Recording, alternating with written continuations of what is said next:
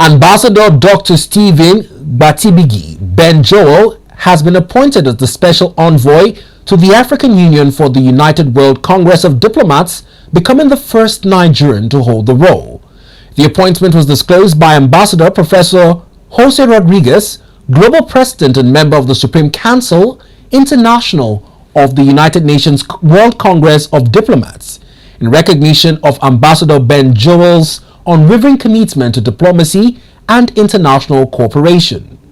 Following his appointment, Ambassador Joel, who also serves as head of missions for the African Union Agenda 2063 Ambassadorial Assembly, led a renewed call for Africans across the globe to commit to the growth and development of the continent by fully embracing Agenda 2063.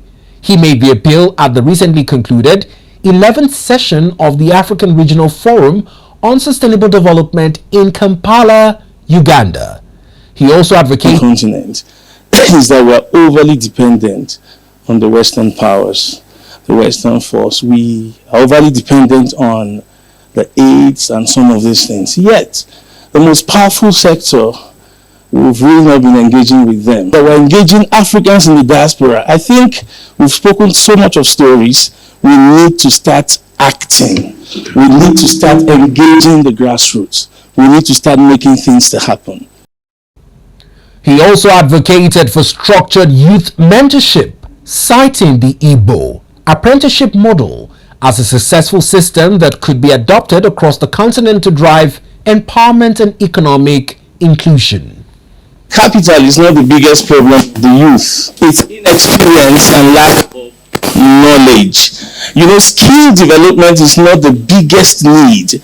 I see several organizations trying to train skills, but the biggest need outside skill is the entire know-how of how businesses ought to be run. For example, understanding the nature, and that brings us to a model I call the Igbo apprenticeship model. What we have discovered is that if mentors should be connected to mentees, masters should be connected to apprentices, we'll make more progress in the continent. You find out that there are skills that are stronger in one region than the other.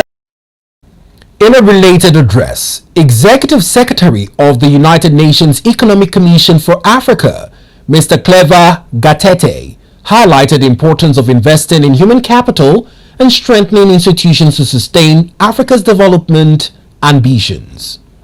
Take bold, transformative actions anchored in evidence, innovation, and inclusivity, including investing in the capacity of our people and institutions to turn things around.